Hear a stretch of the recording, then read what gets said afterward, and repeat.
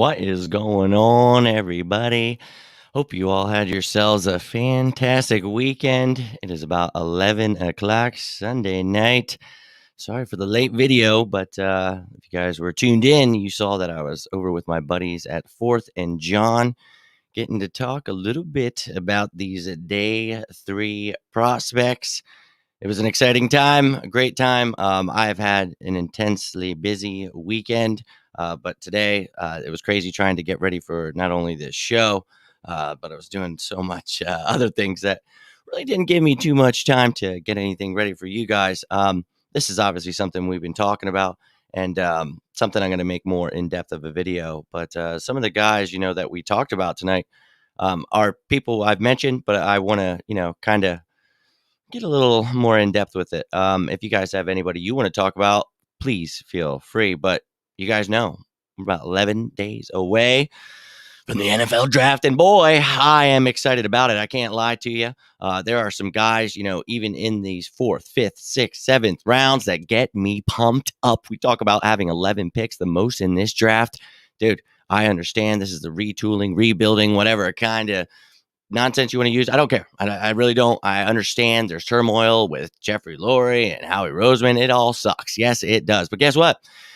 New coach, new quarterback. I'm ready to see the team on Sundays. And I understand, the trickle-down effect of having, problems in the front office definitely can affect what you see on the field. So, of course, I want things to go well. But it's going to come down to this draft, how we do here, how this team's going to look, and how everyone's feeling. So, let's go, baby. What's going on, Ted? What's going on, everybody tuning in? I thank you guys for tuning in to another edition of On the Road to Victory. It's going to be a little bit of a short one tonight, but we'll keep going. You guys, I always think I will, and then you guys get me going forever, which is perfectly fine. Always love talking the draft. You guys know I'm down to talk the birds every day, but, draft time is an exciting time for me, and once the draft comes, it's like Christmas. So talking about some of these players I get a little too excited about sometimes because then you got to go watch him play for other teams. And it's like, you son of a Howie, he's been saddlebagging me the last few years and passing on players that were available and kind of kills me. Another Ted in the building. What is going on, dude? Yes, 11 days. And I know I'm very excited about it. So thought maybe we could talk, just briefly about some of these guys. Throughout the week, I'm going to break it down a little bit more. Positional wise, not just throwing out, a couple names like I'm about to do to you right now. But you see some guys here that, I just thought I picked 3 offensive guys, 3 defensive guys. We were breaking down some guys, I think we were supposed to pick 3 or something like that. But me. And a lot of those guys are really smart and good with the draft. So, of course, they were probably going to pick some of the same names. So I wanted to be prepared. Now, obviously, Tommy Tremble, somebody I've talked about, a tight end. I really think tight end 2 would be perfect with Dallas Goedert. That's a no-brainer for me. Warren Jackson, you see there all the way to the left next to him. That's a 6'6" dude. I really think, obviously he's very raw. You're talking about day 3 guys. But obviously, Jimmy Morrissey, guy from Philly, walk on a Pitt, really like him. Then you're talking about cornerback Paulson Adebo, really like him. Jordan Smith, 6'6", 6'6" out of the University of Alabama at Birmingham. Oh my God. Sure, another raw project, but I'm telling you, he could be a sleeper. Really like him. And then Hamsah Nassirildeen. That's somebody, obviously, he's dealt with some things, and I've talked about him before, but he is a big dude. He's a box safety more than, somebody I want to see, playing that too deep, but he's somebody that really intrigues me. So those were the guys I went with tonight. And I would urge you to go check that video out if you want a breakdown of these players. Sorry, not trying to be a jerk here, but I would like to give the people I work with a little more play because we are doing all kinds of work, and, it's not going unnoticed. The people are seeing it, and I hope you guys will check it out. But putting in a lot of work over there, everybody is, man. And it was great to sit down tonight and be able to talk about a lot of these prospects. So a lot more names. I just stuck with the names that I brought up tonight, so that way, not spoiling anything for you. But there's a lot of great guys in there. And then throughout this week, I'm going to be breaking down the positions as we have been doing with the first few rounds. But as I told you, we're going to be getting closer. So now we're going to break down the later rounds, and we're going to have the mock draft and also the fan mock draft. So getting excited about that, getting really pumped up for this entire season, dude. And look, it all depends on how the draft goes down. But I'm retooling what we got going on here, and hopefully the Eagles are retooling what they've got going on. I really think that, there's going to be some growing pains, and everybody talks about, the fact that, oh, this team's a dumpster fire. It's like, look, whatever's going on at the front office, it is what it is. I want to see what this team looks like before I judge. And it's going to come down to where the draft, how we do that. And then we got to come down to, how are they utilized? And I think Nick Sirianni is going to be a great coach that actually, plays to these guys' strengths. So I'm excited to see who we get. I don't know if we'll use all 11 picks, but we could package some guys, Zach Ertz in there too. So we'll see. Do I have any dark horse picks who can jump into the top 10? Maybe we could still get Sertina Horn. Need to fix our secondary up. I mean, there's definitely, we talk about, some of these quarterbacks, and we don't know quarterback needy teams. There are people that are needy of certain positions that could trade up and get somebody. Micah Parsons has off-field issues, but he's a stud. He could go in the top 10 possibly. Devontae Smith could go in the top 10. Jalen Waddle could possibly go in the top 10. That's somebody that people think, but if these scouts are watching Jalen Waddle, that's top 10 talent right there. But I know Jamar Chase is in there, so he should definitely be going, and Kyle Pitts. But dude, there's a lot of talented guys in this first round. And we talked about when we traded out of 6 to go to 12. I'm upset. I wanted Jamar Chase. I wanted the chance at possibly, he or Kyle Pitts, but now it's like, this sucks. But it doesn't, because there's still a lot of talented guys. And even beyond receivers, I would love to see a Horn or Surtain fall, man. But wishful thinking. They're really good. So either of those guys could go in the top 10, and I wouldn't be shocked. But that's where we talk about, the Eagles possibly trading back into the top 10. You never know. And people say, why would you do that? Well, the reason you would do that is if, that you get more than you lost, because you gained a first rounder to move back 6 spots, and you moved up 33 spots. You got rid of that 5th and now have a 4th rounder. So, dude, that's a pretty big steal. And anybody telling you any differently, that's a really good steal. So, yeah, you miss out on a talent. So people, that's how they look at it. And I get it. But if he moves that and still gets one of those guys that we all really like Jamar Chase or Kyle Pitts, which I'm not saying he could, but maybe you can make a move with the Lions at 7. Maybe the Panthers are willing to trade 8, Broncos at 9. Not sure, but we know that the Cowboys are at 10, and then the Giants at 11. So you got to watch out there. But it really depends on who you want, who's available, who goes. But it's going to be very intriguing. Maybe like a Trey Lance gets picked somewhere. Mac Jones. I know he's been talked about to the Niners, but yeah, please go ahead. Take as many wild picks as you want. Just make sure one of those studs is available for us. So if we pick at 12, there's still going to be somebody good there. There are enough people in this draft that I feel excited about, that I hope Howie gets the right one, but we will see, man. What it comes down to, though, is it's beyond, just that first round. And we've talked about this, it comes down to all these later rounds, and we have 11 picks. So got to get this right, Howie. Appreciate that, Ted. Trying to spice things up a little. I had done it a certain way, but then I saw someone else had changed it and it kind of looked like mine. I was like, I'm going to just kind of go with, and I had been working on this one before, and I like that light green. That's my favorite color green. But then of course the Eagles green, you got to have that in there, dude. Like I'm in Eagles. Like that's what I do. So I just didn't want to be a rip. You know what I mean? You get it? Like everybody has it. So I was like, oh God. And then I'm like, man, now that kind of looks like the autism thing, but I'm all about the Eagles autism thing. So I was like, you know what? That's kind of cool. So I'm going to keep it. So glad you like it, man. What do we got here? We're not drafting 11 players. One of those 3s will be used to help us get that guy at corner. See? And Ted, you've been watching the videos. I've talked about it. Who knows? I highly doubt we have 11. We definitely package these bad boys up, and you got Zach Ertz there that you could throw in to package things up. You can move back into the first. We could have 2 first rounders this year. You see the talk about, and we've talked about this, the fact that a lot of people went back to college to be able to prove things, whatever reason. But this next year's draft is going to be huge, and they're going to probably have the ability to do a lot more to show themselves. It's going to be a wild draft this year. You could find some hidden gems, but next year it's going to have a lot of studs, and we could possibly have 3 first-round picks. So that gets me pretty excited. But yeah, you could wheel and deal some things, man. We've got extra picks this year. We've got extra picks next year. We're going to have a lot of cap space next year. So, hey, like I've been saying, check out all the videos I've been putting out there. There are plenty of moves still to be made. I know how he's wheeling dealing. We talked about it the day we traded 6 that the Eagles, Howie Roseman's probably right now already calling someone trying to move back in the top 10. I mean, I said it that day. Like, literally, we know how he works. So, hey, if he makes the right move, we still get a stud in this draft, and we gain more draft capital than we lost, then that's why you trade back in. That's why we can be excited. So, just trying to have some optimism here about this team. And look, I get it. Howie's messed up. You go through the years. We've done it. I get it. I know. But I just want to hope that Andy Weidel has some say. They listen to Nick Sirianni. They pay attention to the scouts. I'm just hoping. I'm just trying to be optimistic here, guys.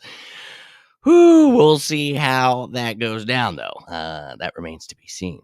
Yeah. But please go check out that video over at 4th and John. I have it retweeted, shared in the Facebook group, wherever you're watching it out. You can find it on YouTube, everywhere. Check it out. It was a great time tonight. Talked about a lot of great players. Everybody brought some awesome guys to the table. It was really, really fun.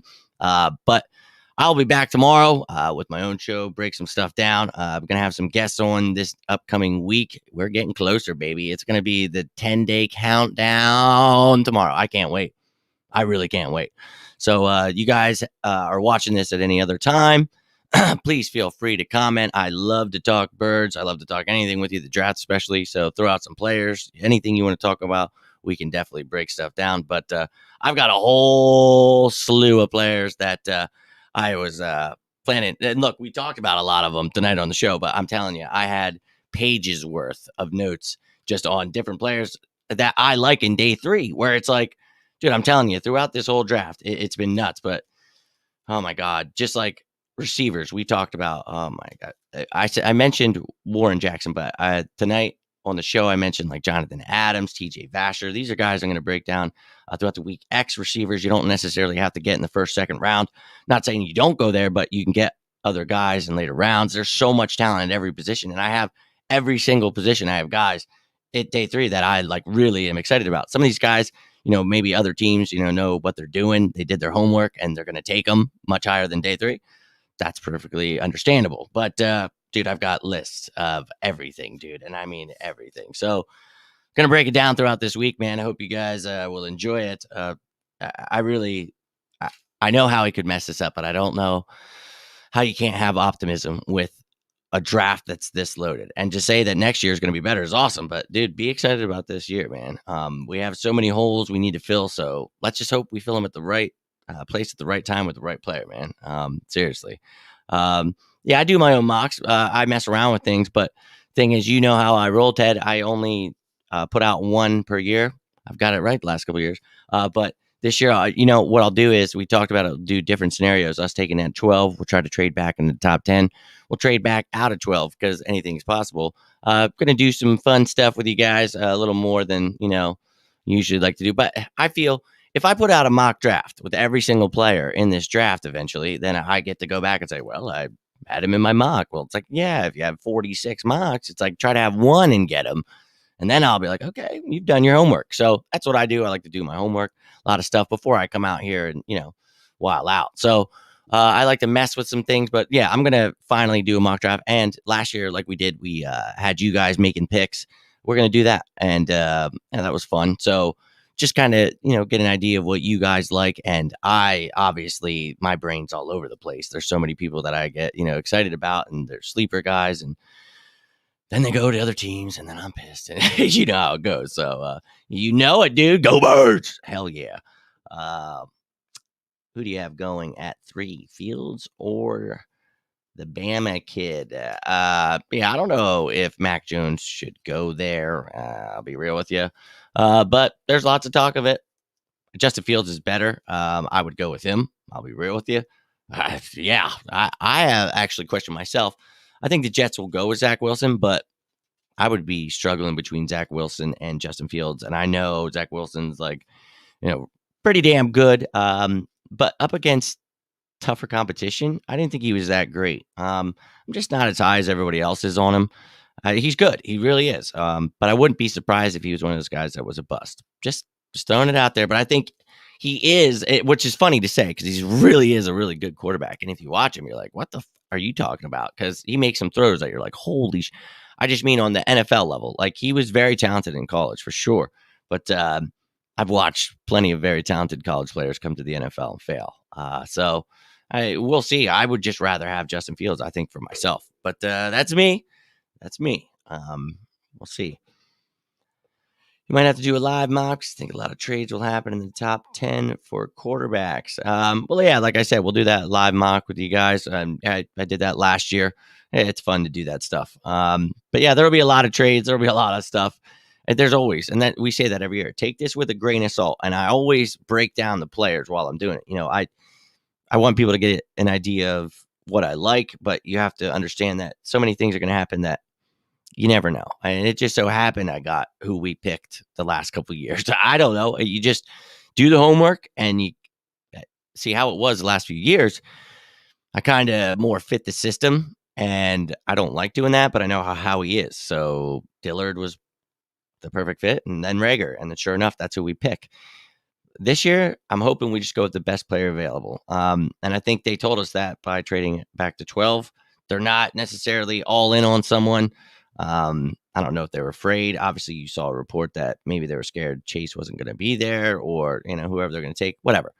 They're at 12 now. That's all I know. So maybe we get back in the top 10. I don't know, but we've got almost 10 days away to find out. And boy, that makes me excited because, man, it's been quite nerve-wracking waiting for this. I'll be 100% real with you. It's always nerve-wracking waiting for this damn draft, but I love it. I truly do. It's the most fun time of the year for me. So hopeful that Howie doesn't do Howie things. So, and Howie's done some good things. And I love that, he got us under the cap. He restructured the guys that he needed to. He acquired the draft capital I wanted to. He did good things this offseason. So I'm not going to just sit here and bash him I'm hopeful. He's our GM, so I need him to be successful.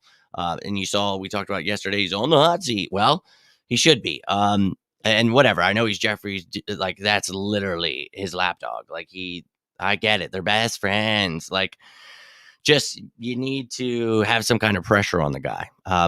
You can't just let him just get away with everything. What do I think about Surtain or Horn? Cover two corners, or are they multidimensional with different games, not just one style? No, they both, and we've talked about this. They both can play man zone. I would feel more comfortable, and I've talked about this. I like JC Horn more. It's not a knock on Surtain that he's not super talented, and I think Surtain could definitely go before JC Horn. I just think for the Eagles, what we need, I like Darius Slay a lot. I think Darius Slay paired with JC Horn, two different corners. I just love his tough play style, and I really think he can get up and press guys. I think he can stick with dudes. That is what he needs to do, and I think he'd be better suited. And I think with Jonathan Gannon here, former DB's coach, now being our defensive coordinator, I think he'd really work well with these guys. I think he would be able to help him just fit into the system, and the safeties would give our corners help. I think that things are going to be much differently this year. So I just see JC Horn being somebody I just want to play here, man. And I'm not sure exactly what we're going to run here. I've heard different rumblings, but I want to be aggressive, and hey, we'll see what happens, man. But you got to get some linebackers, some corners. I know we got Anthony Harris at safety. I know we got Eric Wilson at linebacker, but I want to see a lot added to this defense in this draft. We talk about 11 picks. I've talked about using 6 of those on defense. You gotta get defense.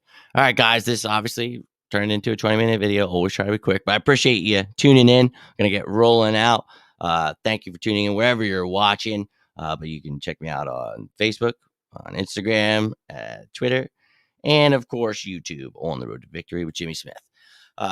You guys have anything you need, any kind of questions or anything you want to talk about, please feel free to reach out to me. Football, anything, doesn't matter. But thank you guys for taking the time to tune in. It's past 11 o'clock Sunday. It's been a long weekend, so I'm going to get rolling out. All right, guys, have yourselves a good one. And as always, go Birds!